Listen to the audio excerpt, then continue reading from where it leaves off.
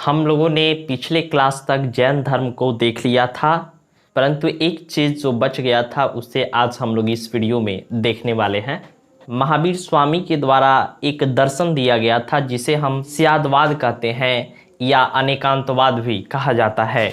स्यादवाद जो होता है वह जैन धर्म का मूल दर्शन है, मूल सिद्धांत है, और स्यादवाद और अनेकांतवाद इसमें मामूली अंतर है और ये स्यादवाद से ही अनेकांतवाद भी निकला हुआ है। हम इसे बारीकी से समझने का प्रयास करेंगे और यह समझेंगे कि इस दर्शन का मूल उद्देश्य जो है वो सिद्धांत जो है वो क्या होता है। तो स्यादवाद की बात करें, इतना तो समझ लिए हैं।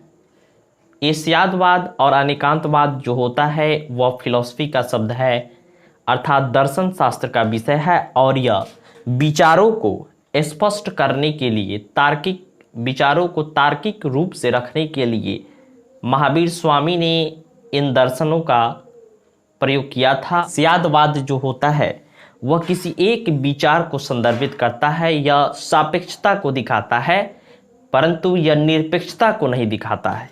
यह कहता है कि किसी भी वस्तु के बारे में अगर सत्य की जानकारी आप चाहते हैं तो वह उस वस्तु के बारे में सत्य जो होता है एक विचार के अनुसार वह सत्य हो सकता है, परंतु वह पूरी तरह सत्य नहीं हो सकता है, अर्थात यह अधूरा ज्ञान को बताता है।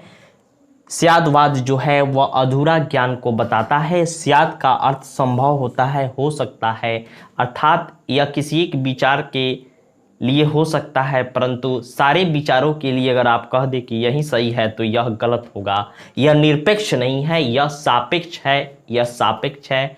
यह किसी एक मत के अनुसार जो किसी वस्तु के बारे में सत्य का आभास होता है वह स्यादवाद होता है।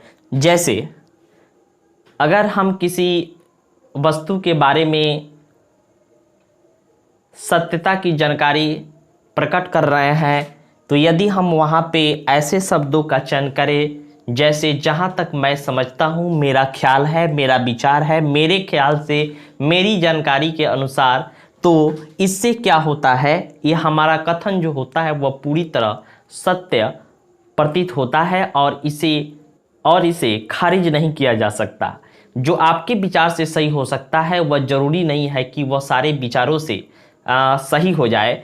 तो महावीर स्वामी ने इसे स्यादवाद कहा है और इसके लिए जैन धर्म में या जैनियों में एक कहानी प्रचलित है जिसके माध्यम से हम यह स्यादवाद के दर्शन को, फिलॉसफी को समझ सकते हैं। जैसे एक हाथी की कहानी और 6 अंधों की कहानी, एक हाथी और 6 अंधों की कहानी इसमें आती है, जिसमें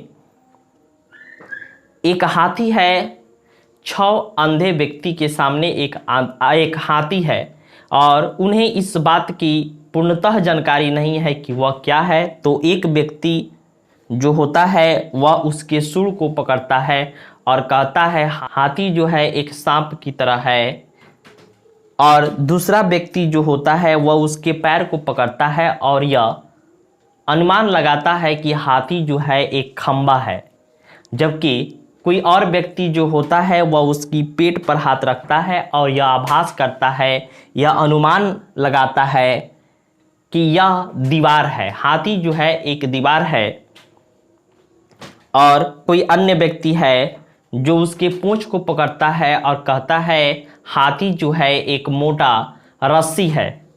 परंतु हाथी जो है न तो एक सर्प है, न तो एक दीवार है, और न ही एक खंबा है, और न ही एक रस्सी है। यह हाथी है और एक चौपाया जानवर है। तो यह जो होता है ये अंधे व्यक्ति की दृष्टि से, उनके विचार से यह जो होता है कथन सत्य प्रतीत होता है, परंतु यह पूर्णतः सत्य नहीं है। इस फिलॉसफी को हम लोग स्यादवाद कहते हैं और इसे सप्तभंगी सिद्धांत भी कहा जाता है, क्योंकि इसमें 7 सिद्धांतों की जानकारी प्राप्त होती है। जैसे किसी भी वस्तु के बारे में हम यह कह सकते हैं है, नहीं है और नहीं है, कहा नहीं जा सकता है किंतु कहा नहीं जा सकता है, नहीं है और कहा जा सकता है, नहीं है और कहा नहीं जा सकता है। इसी कारण हम लोग इस 7 आधारों पर किसी भी वस्तु के सत्यता के बारे में विचार कर सकते हैं।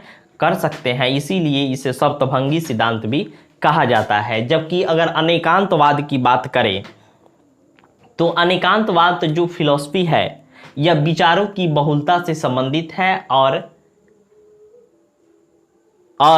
किसी भी वस्तु के बारे में जानकारी जो होता है वह विभिन्न एंगल से वह उसके बारे में उसकी सत्यता जो होती है विभिन्न एंगल से परिवर्तित हो जाती है। अर्थात यह विचारों की बहुलता को दिखाता है, यह अनेकांतवाद है और इसके माध्यम से आप किसी एक निष्कर्ष पर नहीं पहुंच सकते हैं और यहाँ पे विवाद संभव है। जबकि हमने स्यादवाद में देखा कि किसी एक विचार के माध्यम से यह सत्य प्रतीत होता है परंतु वह निरपेक्ष सत्य नहीं है। तो यहाँ पे विवाद जो है संभव नहीं है, यह किसी आदमी का निजी विचार हो सकता है और उसके अनुसार वह सत्य है।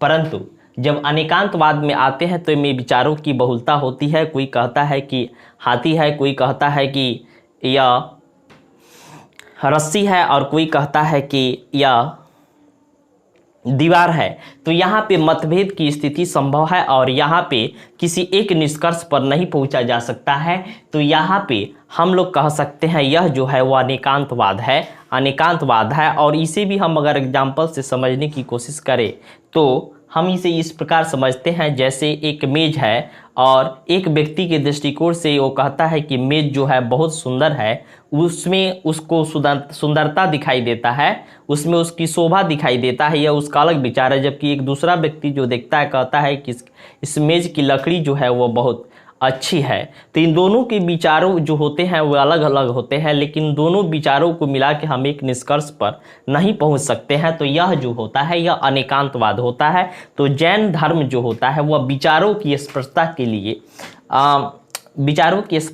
लिए जो फिलॉसफी देता है वह स्यादवाद और अनेकांतवाद कहलाता है। और स्यादवाद के माध्यम से और हमारे देश में जो बहुत सारे घटनाएं घटित हो रही जैसे संप्रदायवाद, आतंकवाद, इस पर हम लोग इसके माध्यम स्यादवाद के माध्यम से हम इस पर काबू पा सकते हैं।